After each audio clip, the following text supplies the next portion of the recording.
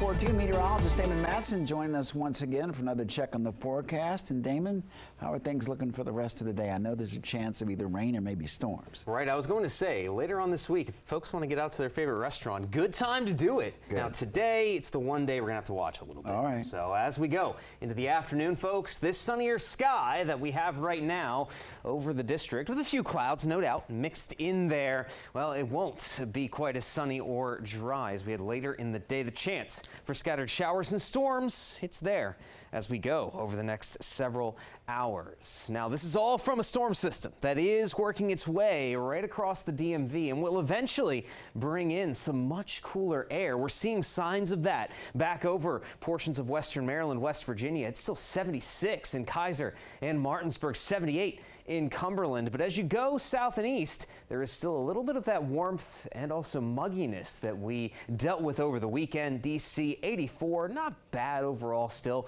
and Lexington Park 87. And then the dew point readings reflect that we have not totally kicked this storm system out of here because we still have plenty of mugginess to deal with. Those numbers well into the 60s and 70s. So no doubt we are feeling that moisture in the air. And because of that, well, we are already starting to see some showers popping up across portions of the region. Nothing is really happening in and around the DC metro, parts of southern Maryland yet. The activity that is forming up is back off to the west. We have two batches of showers across portions of Washington, Frederick counties. Right now, we have this batch of showers between Hagerstown and Frederick, right along the South Mountain corridor.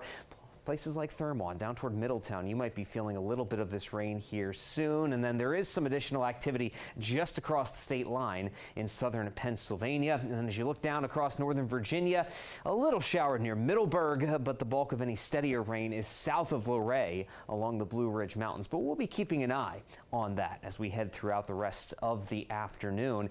And this is actually behind the main cold front that swept through yesterday and brought most of the heavier rain, the storms we dealt with. But there is another surge of northwest flow coming in from Canada, and with enough moisture still around, that's where we're going to get that shower development, much like we had over central West Virginia earlier this morning. So it's not going to be a total washout, but parts of Virginia down into southern Maryland, mostly to the south, that's where we're going to see the bulk of any rainfall here today. Here we are, 2 o'clock. Those showers, they are forming up down across Orange, Culpeper, Stafford counties, down toward the Fredericksburg area, where we saw some heavier rain just off to the east, especially in King George County over the weekend. That's where some additional development will be. Now, as we go toward the later afternoon hours, some of the shower activity will develop up to the north along I-95. We're talking parts of Prince William, Fairfax counties over